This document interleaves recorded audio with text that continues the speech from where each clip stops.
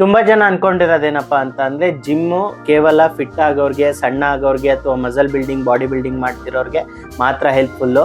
ಅದಕ್ಕೆ ಏನು ಅಷ್ಟೊಂದು ಖರ್ಚು ಮಾಡಬೇಕು ಅನ್ನೋದೊಂದು ಥಾಟ್ ಇರುತ್ತೆ. ಬಟ್ ನಿಮ್ಮ ಲೈಫ್ ಕಂಪ್ಲೀಟ್ಲಿ ಡಿಪೆಂಡ್ ಆಗಿರೋದೇ ಒಂದು ಫಿಟ್ನೆಸ್ ಮೇಲೆ. ಹೇಗೆ ಅಂತ ಹೇಳ್ತೀನಿ. ನಿಮಗೆ ಏನಾದ್ರು ಕಾಯಿಲೆ ಇತ್ತು, diabetes, sugar, BP, thyroid, PCOD ಅಂತ ಅಂದರೆ ನಿಮಗೆ ಪ್ರಾಪರ್ ನಾಲೆಡ್ಜಬಲ್ ಡಾಕ್ಟರ್ ಆಗಿದ್ರೆ ಎಕ್ಸಸೈಸ್ ಮಾಡಿ, ಎಸ್ಪೆಷಲಿ ವೆಯ್ಟ್ ಟ್ರೈನಿಂಗ್ ಮಾಡಿ ಅಂತ ಹೇಳ್ತಾರೆ. ಸೊ ಅದನ್ನು ಕ್ಯೂರ್ ಮಾಡೋ ಎಬಿಲಿಟಿ ಇರುತ್ತೆ.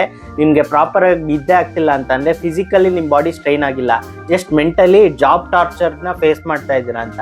ಸೊ ಯಾವಾಗ ಫಿಸಿಕಲಿ ನೀವು ಸ್ಟ್ರೈನ್ ಮಾಡ್ಕೊತೀರ ನಿಮ್ಮ ಬಾಡಿನ, ಪ್ರಾಪರ್ ನಿದ್ದೆ ಆಗುತ್ತೆ. ಪ್ರಾಪರ್ ನಿದ್ದೆ ಮಾಡಿದ್ದಾಗ ತುಂಬ ರಿಫ್ರೆಶ್ಡಾಗಿ ಫೀಲ್ ಆಗುತ್ತೆ, ಕ್ಲಿಯರಾಗಿ ಥಿಂಕ್ ಮಾಡೋಕ್ಕೆ ಹೆಲ್ಪ್ ಆಗುತ್ತೆ.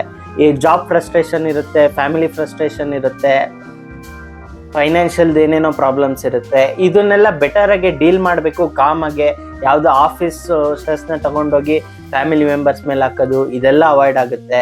ಆಮೇಲೆ ಓವರ್ ವೆಯ್ಟ್ ಇರೋದ್ರಿಂದ ನೀ ಜಾಯಿಂಟು ರಿಪ್ಲೇಸ್ ಮಾಡಬೇಕು ಅಂತ ತುಂಬ ಕೇಳಿದ್ದೀನಿ, ಕ್ಲೈಂಟ್ಸು ಬರ್ತಾ ಇರ್ತಾರೆ. ಡಾಕ್ಟ್ರ್ ಹೇಳಿದ್ದಾರೆ ವೆಯ್ಟ್ ರಿಡಕ್ಷನ್ ಮಾಡಲೇಬೇಕು ಅಂತ.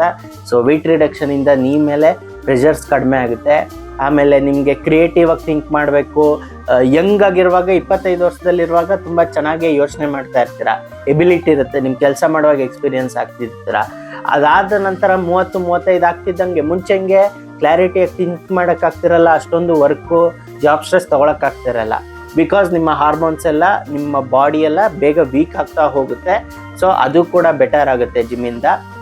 ಇವಾಗ ಖರ್ಚು ಮಾಡಿದ್ರೆ ಫ್ಯೂಚರಲ್ಲಿ ಮೆಡಿಕಲ್ ಎಕ್ಸ್ಪೆನ್ಸಸ್ಸು ಮೇಲೆ ಖರ್ಚು ಮಾಡೋದು ತುಂಬಾ ದುಡ್ಡು ಉಳಿಯುತ್ತೆ. ಅದಷ್ಟೇ ಅಲ್ಲ, ಆ ಮೆಡಿಕಲ್ ಇಶ್ಯೂಸ್ ಬರೋದ್ರಿಂದ ನೀವು ಸಫರ್ ಮಾಡ್ತಿರಲ್ಲ, ಹಿಂಸೆ, ಆಂಗ್ಸೈಟಿ, ಡಿಪ್ರೆಷನ್ನು, ಇನ್ನೊಂದು ಮುಂತಾದ ಪ್ರಾಬ್ಲಮ್ಗಳು, ಮಾನಸಿಕ ಪ್ರಾಬ್ಲಮ್ಗಳು, ಅದನ್ನೆಲ್ಲ ಸಫರು ಮಾಡಬೇಕಾಗುತ್ತೆ. ಜಿಮ್ ಮಾಡೋದ್ರಿಂದ ಅದು ಸಫರ್ ಮಾಡೋದು ಅವಾಯ್ಡ್ ಆಗುತ್ತೆ. ಸೆಕ್ಸ್ನು ಕೂಡ ಬೆಟರ್ ಆಗಿ ಎಕ್ಸ್ಪೀರಿಯನ್ಸ್ ಮಾಡ್ಬೋದು. ಬಿಕಾಸ್ ಲೆಗ್ಗು ಮತ್ತಷ್ಟು ವರ್ಕೌಟ್ ಮಾಡೋದ್ರಿಂದ ಟೆಸ್ಟೋಸ್ಟೆರಾನ್ ಪ್ರೊಡಕ್ಷನ್ ಆಗಲಿ, ಸ್ಪರ್ಮ್ ಪ್ರೊಡಕ್ಷನ್ ಆಗಲಿ ತುಂಬ ಚೆನ್ನಾಗಾಗುತ್ತೆ.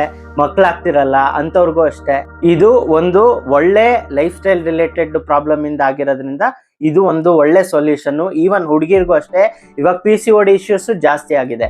ಬಿಕಾಸ್ ಅವಾಗ ಆಗಿನ ಕಾಲದಲ್ಲಿ 6th 7th ಹೆಣ್ಮಕ್ಳು ಬಂದ ತಕ್ಷಣ ಎಲ್ಲ ಮನೆ ಕೆಲಸ ಮಾಡಿಸೋರು.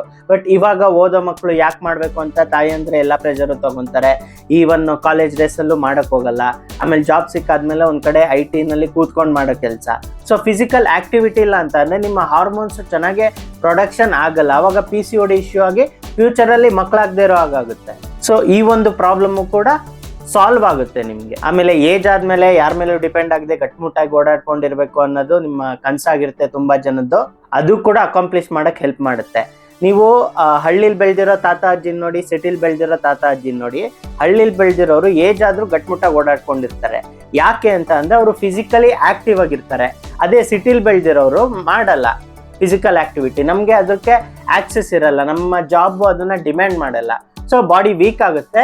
ಸೊ ಆ ಜಾಬ್ಗೆ ತಕ್ಕ ಹಾಗೆ ನೀವು ವೆಯ್ಟ್ ಟ್ರೈನಿಂಗ್ ಮಾಡಿದ್ರೆ ನೀವು ಏಜ್ ಆದ್ರೂ ನಿಮ್ಮ ಬಾಡಿ ವೀಕ್ ಆಗಲ್ಲ.